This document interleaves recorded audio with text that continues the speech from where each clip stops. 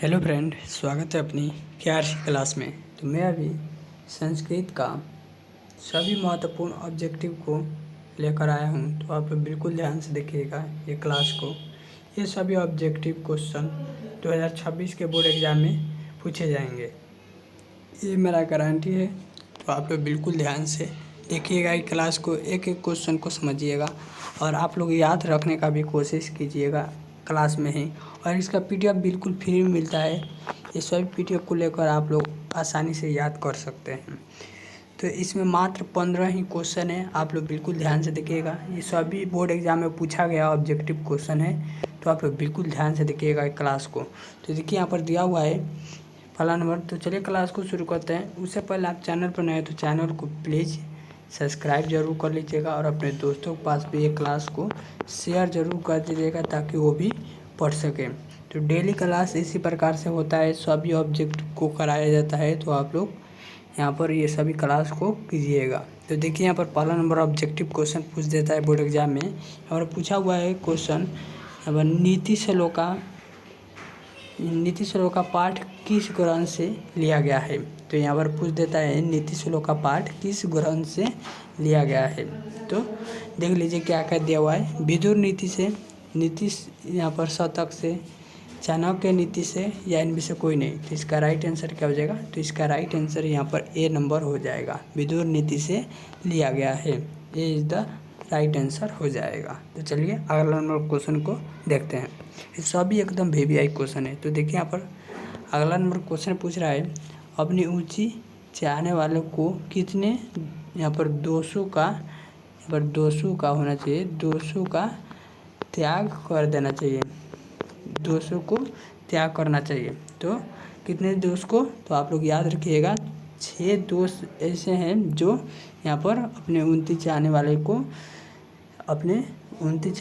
को ये 6 दोषों को क्या करना चाहिए, त्याग देना चाहिए। तभी जाकर वो अपने आसानी से अपने सक्सेस हो सकते हैं। तो आप लोग इसे याद रखिएगा। इसका राइट आंसर सी नंबर हो जाएगा। 6 दोषों को आप लोग याद रखिएगा। निंद्रा, तंद्रा, आलस्य, भय, क्रोध, यही सभी होता है। इसका 6 यहाँ पर दोष। तो चलिए अगला नंबर क्वेश्चन को देखते हैं। तो देखिए अगला नंबर क्वेश्चन यहाँ पर पूछ देता है रूप की रक्षा किससे होता है। तो रूप की रक्षा किससे होता है। तो आप लोग याद रखिएगा रूप की रक्षा यहाँ पर मृज्या से होता है, ऑप्टन से, यानी कि श्रृंगार से होता है। इसका राइट आंसर यहाँ पर सी नंबर हो जाएगा। तो चलिए अगला नंबर क्वेश्चन को देखते हैं। तो देखिए अगला नंबर क्वेश्चन यहाँ पर पूछ रहा है स्वामी दयानंद कौन थे।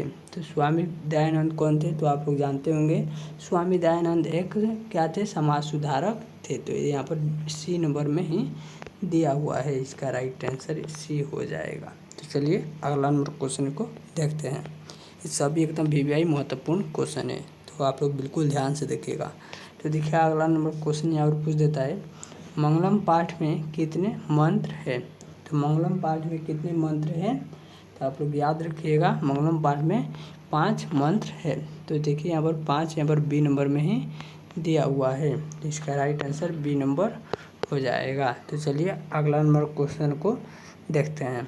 तो देखिए अगला नंबर क्वेश्चन यहाँ पर पूछ रहा है स्वामी यहाँ पर दयानंद का जन्म किस गांव में हुआ था।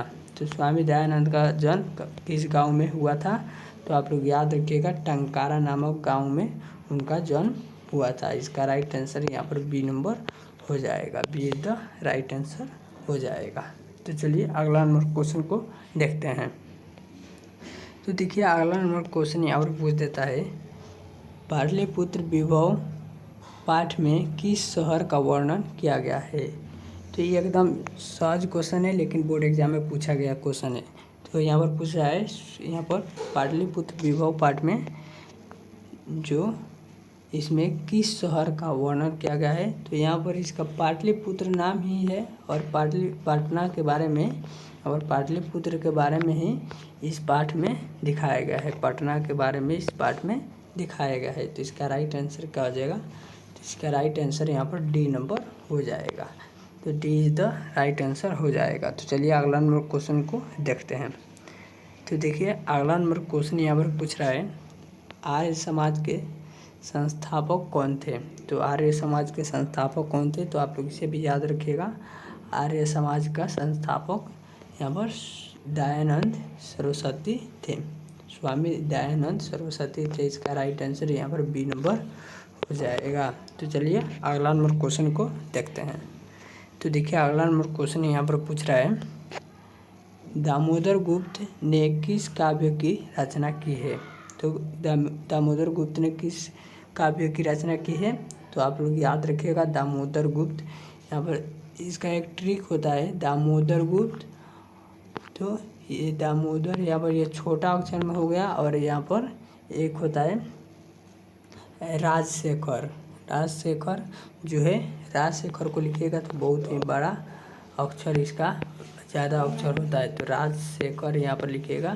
तो राजशेखर इसका होता है। यहाँ पर काव्य मीमांसा, ये काव्य मीमांसा लिखे हैं। और दामोदर, यहाँ पर दामोदर गुप्त देखिए छोटा अक्षर में ही, 4 अक्षर में ही हो गया। तो यहाँ पर ये लिखे हैं कूटनीतम काव्य, कूटनीतम काव्य लिखे हैं। इसका राइट आंसर यहाँ पर बी नंबर हो जाएगा, B is the right answer हो जाएगा।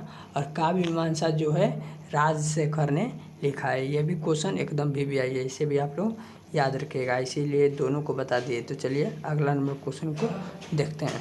तो देखिए अगला नंबर क्वेश्चन यहाँ पर पूछ रहा है, पटना का इतिहास कितना पुराना है। तो पटना का इतिहास लगभग कितना पुराना है, तो आप लोग याद रखिएगा पटना का इतिहास आज से 25 वर्ष, यहाँ पर 2500 वर्ष पुराना है।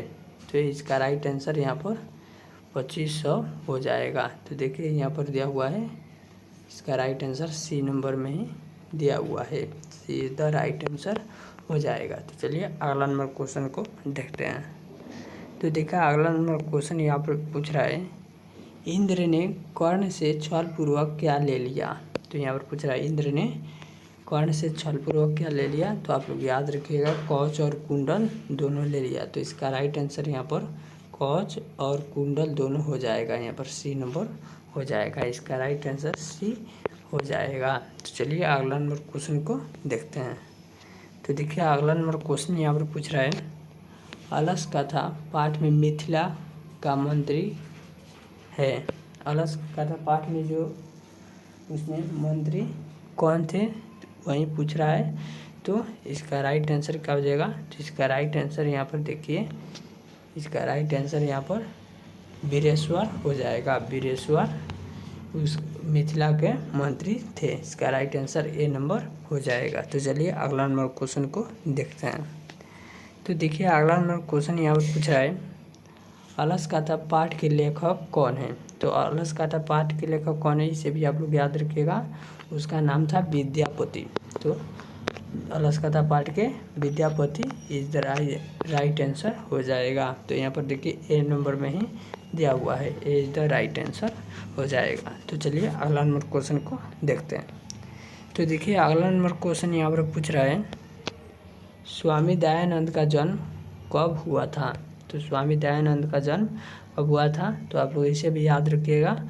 उनका जन्म 1874 ईस्वी में हुआ था। इसका राइट आंसर यहाँ पर बी नंबर हो जाएगा। चलिए अगला और लास्ट क्वेश्चन को देखते हैं। यहाँ पर देखिए अगला और लास्ट क्वेश्चन है। यहाँ पर ये क्वेश्चन बहुत ही महत्वपूर्ण है। तो यहाँ पर पूछ रहा है, यहाँ पर किस संस्कार को गोदान भी कहा जाता है। तो किस संस्कार को यहाँ पर गोदान भी कहा जाता है, तो आप लोग याद रखिएगा। देखिए क्या कह दिया हुआ है, उपनयन, समावर्तन को, यहाँ पर जाट कर्म को या केशांत को। तो इसे आप लोग याद रखिएगा। यहाँ पर केशांत संस्कार को गोदान भी कहा जाता है। इसका राइट आंसर डी नंबर हो जाएगा। तो यहाँ पर 15 अति महत्वपूर्ण ऑब्जेक्टिव क्वेश्चन था। आप लोग बताइएगा इसमें से आप लोग का कितना सही हुआ, आप लोग कमेंट में ज़रूर बताइएगा। और एक क्लास को अपने दोस्तों के पास भी शेयर ज़रूर कर दीजिएगा। और ये क्लास आप लोग को अच्छा लगा हो तो लाइक ज़रूर कर दीजिएगा, और अच्छा नहीं लगा हो तो डिसलाइक भी कर सकते हैं। तो चलिए मिलते हैं एक बड़े धमाका क्लास के साथ, तब तक के लिए बाय।